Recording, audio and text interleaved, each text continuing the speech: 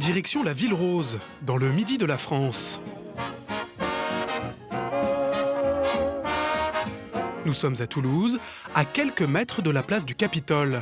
C'est ici que Solène a ouvert sa boutique de vintage, il y a 2 ans. Un lieu dédié aux vêtements et accessoires des années 1900 aux années 70. C'est complètement le prolongement d'une passion pour tout ce qui est vieux. Je ne sais pas pourquoi, mais ça m'a toujours plu. Les vieux livres, l'odeur du grenier de chez ma grand-mère, aller fouiller dans les malles, sortir des petits trésors, des fonds de boîtes, etc. Il était une fois une collectionneuse de mode ancienne qui avait trouvé le moyen d'avoir toujours sous les yeux ses vieux trésors.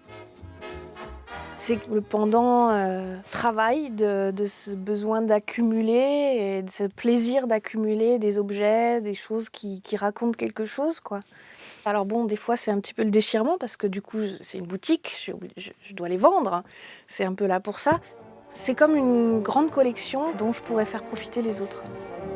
Et sa silhouette parle d'elle-même. Ce que Solène préfère, c'est la mode des années 40. Une mode qui cultive le système D, en réponse aux privations de la guerre. Solène en collectionne les tenues et la plupart du temps, elle les porte.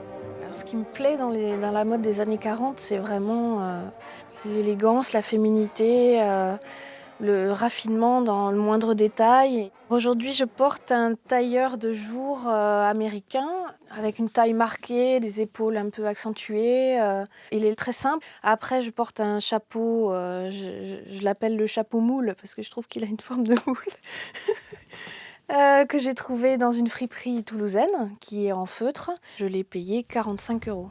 Il y avait vraiment ce côté très haut dans les chapeaux français pour vraiment marquer l'originalité, le style, garder l'élégance malgré la guerre qui faisait partie du quotidien, quoi.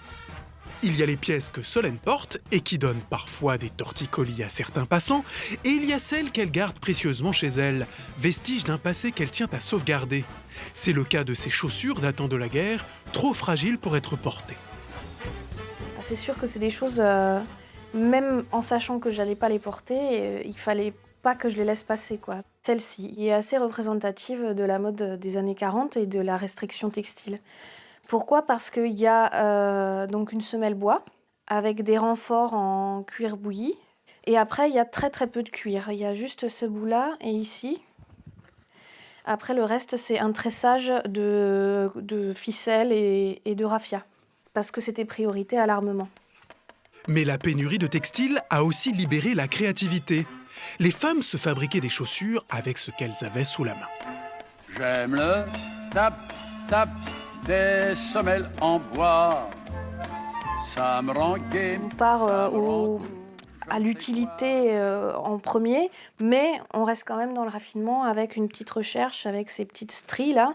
Et je suppose, comme on voit qu'il y a des éclats là, qu'elles devaient être certainement rouges au départ et qu'elles ont été peintes. Donc ça permettait aussi, les femmes n'hésitaient pas à customiser leurs vêtements, leurs chaussures, leurs chapeaux, leurs sacs, pour changer de tenue.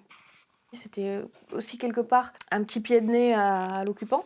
Quoi qu'il arrive, on sort de chez soi, on est impec, au mieux de ses possibilités en tout cas.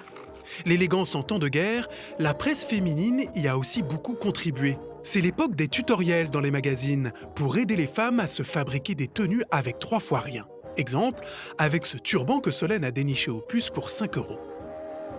Ça a été certainement fait à la maison par une femme qui devait avoir quelques chutes de tissu et qui s'est fabriqué ça rapido presto. Dans les années 40, on sortait pas en cheveux, on sortait chapeauté, quasiment toujours. Mais comme on n'avait pas forcément les moyens, on rivalisait d'ingéniosité pour avoir des choses très très originales. Et puis compenser aussi le fait de ne pas pouvoir se payer la mise en pli régulière en ayant toujours quelque chose de très travaillé sur la tête. If you ever go down Trinidad, they make you feel so very glad. Calypso sing and make up rhyme, guarantee you one real good fine time, drinking rum and... Autre accessoire qui fait frémir Solène, la broche. Toujours à la recherche de la petite nouvelle qui fera battre son cœur, elle s'est constituée une collection sur le thème de la libération au motif tricolore.